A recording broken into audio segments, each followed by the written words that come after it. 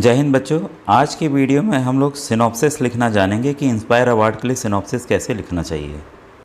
जो बच्चे पहली बार ये वीडियो देख रहे हैं वो आप YouTube पर नव शिक्षण टाइप कर लीजिएगा और ये देखिए लिखा हुआ आएगा, इस पर आपको क्लिक करना है। क्लिक करते ही आपके सामने देखिए ये प्लेलिस्ट आ जाएगी। तो आपके सामने होम, वीडियो, शॉर्ट्स, लाइव और एकदम किनारे की तरफ प्लेलिस्ट होगा। तो प्लेलिस्ट को आपको क्लिक करना है।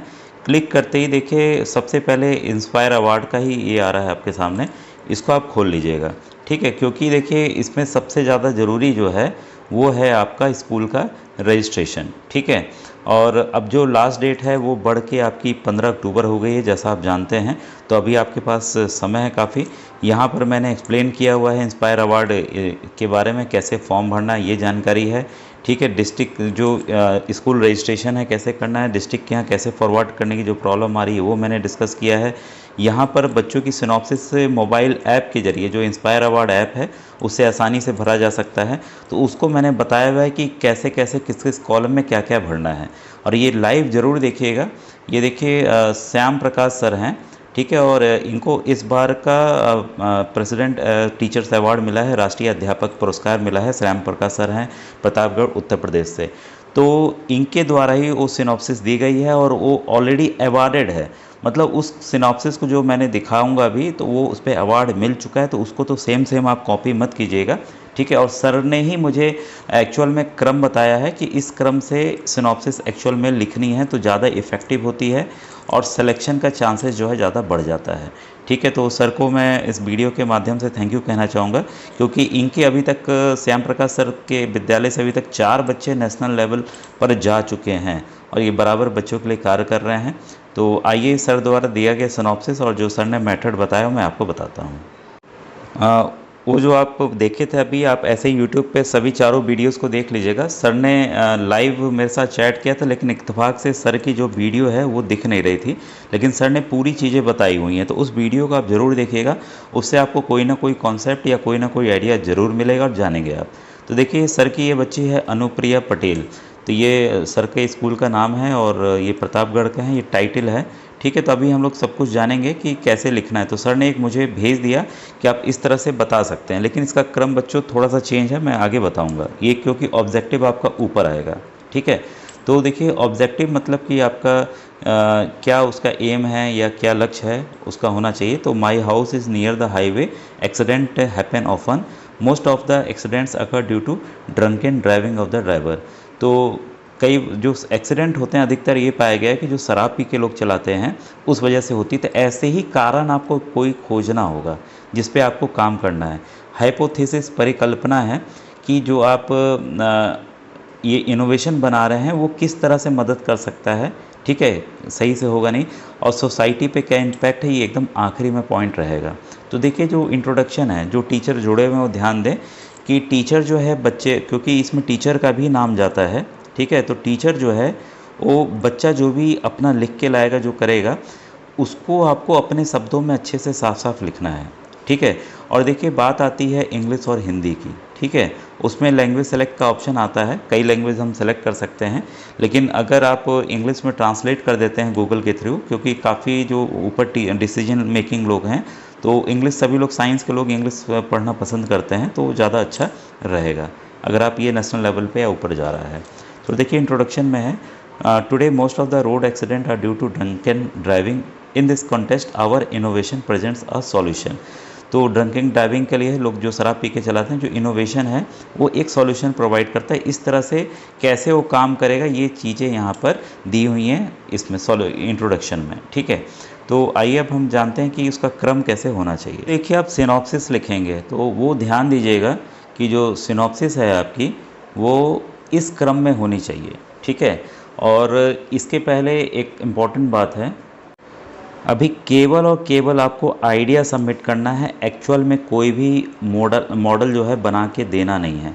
आप उसका एक चित्र जो है अपलोड कर सकते हैं, और मैंने बताया भी है उसमें वॉइस भी आप डाल सकते हैं बच्चे की आवाज़ में कि बच्चा कैसा मॉडल बना रहा है, या बच्चों का वीडियो भी दिखा सकते हैं कि बोलते हुए करते हुए कि हाँ इस तरह से वो चाह रहा है, तो उसकी भी फ़ोटो भी आप मॉडल की अपलोड कर सकते हैं। तो काफ़ी 4 ऑप्शन हमारे पास रहते हैं, तो इसका भी आप ध्यान देंगे। अब देखिए यहाँ पर आ रहा है सबसे पहला जो आप हेडिंग डालेंगे नंबर 1, वो है प्रस्तावना, यानी कि प्रीफेस। प्रस्तावना मतलब मॉडल के बारे में आप एक तरह का इंट्रोडक्शन देंगे यहाँ पर, ठीक है। दूसरा है आपका चयन का कारण, रीजन ऑफ सिलेक्शन। तो ये श्याम प्रकाश सर हैं, उनके द्वारा ही बताया गया है, तो उसी को मैं आपके सामने बता रहा हूँ। तो आखिर जो आपने प्रस्तावना में जो मॉडल बनाने का सोचा है उसके पीछे कारण क्या है, रीज़न ऑफ सिलेक्शन क्या है, क्यों आपने वही मॉडल सेलेक्ट किया, ठीक है। और बच्चों आप जानते हैं कि देश भर से लाखों आइडियाज़ आते हैं और 1 लाख जो आइडियाज़ हैं वो सेलेक्ट होंगे। 1 लाख बच्चों को सेलेक्ट किया जाएगा उनके आइडियाज़ को, और हर एक बच्चे को 10,000 रुपये उनके खाते में जाएंगे। तो डेट बढ़ी हुई है, आप अपना खाता खुलवा लें और अपने स्कूल के सर से बोलकर स्कूल का रजिस्ट्रेशन करके। और ये ध्यान दीजिएगा, इसको कई बच्चे पूछ रहे थे, इसको प्राइवेट स्कूल के बच्चे, सरकारी स्कूल के बच्चे, बस मान्यता प्राप्त प्राइवेट होना चाहिए, किसी भी स्कूल के बच्चे इसको भर सकते हैं, ठीक है, क्लास 6 to 10, ठीक है, एकदम क्लियर हो गया, ठीक है। अब देखिए इसके बाद है परिकल्पना, हाइपोथेसिस, मतलब आपको मॉडल से क्या रिजल्ट मिलेगा और इसकी परिकल्पना आपको यहाँ पर लिखनी है, ठीक है। उद्देश्य, एम उसको अगर बना रहे हैं, आप सोच रहे हैं, तो उसके पीछे एम क्या है आपका, ठीक है। परिकल्पना मतलब मॉडल की परिकल्पना करेंगे आप इसमें, कि हाइपोथेसिस करेंगे कि मॉडल ऐसे से बनेगा, ठीक है। कार्यविधि में वर्किंग मॉडल, तो ये किस तरह से काम करेगा, जो कोई भी मॉडल आपने बनाया, कोई मशीन बनाई, वो किस तरह से काम करेगा उसको आपको यहाँ पे डिस्क्राइब करना है।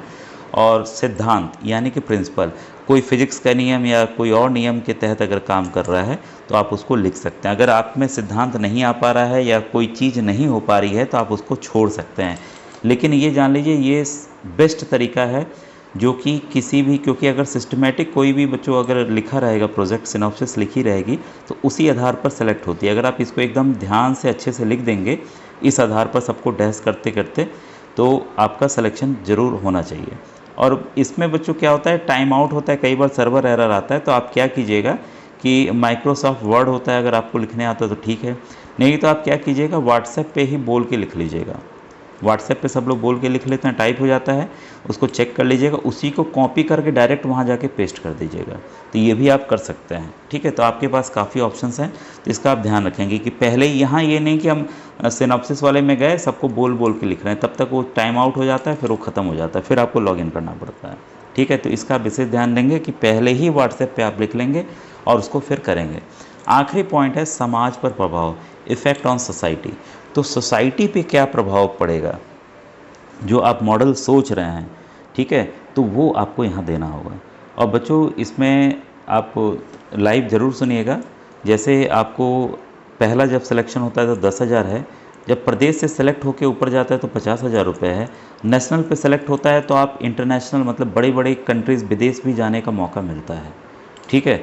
तो इसको भी ध्यान रखिएगा, काफ़ी अच्छी अपॉर्चुनिटी है एक अपने इनोवेटिव आइडियाज़ को प्रेजेंट करने की, साइंटिफिक सोच को बताने की। तो आप इन वीडियोस जो मैंने बताए आप प्लेलिस्ट से ज़रूर जाके देखिए। अगर आपके छोटे भाई बहन कॉम्पिटिशन्स की तैयारी कर रहे हैं, नवोदय विद्यालय, विद्या ज्ञान स्कूल, अटल आवासीय विद्यालय क्लास 6 के लिए या सैनिक स्कूल, तो आप मेरे वीडियोस बने हुए प्लेलिस्ट में उसको देख सकते हैं। साथ ही साथ जो बच्चे क्लास 8 में पढ़ रहे हैं वो NMMS exam, Navodaya class 9th, सैनिक स्कूल क्लास 9th, तो जितने भी एग्ज़ाम है क्लास 9th के लिए स्कॉलरशिप स्कीम्स वगैरह मैं बताते रहता हूँ, तो आप उसको ज़रूर देखा कीजिए, ठीक है बच्चों। Thank you very much.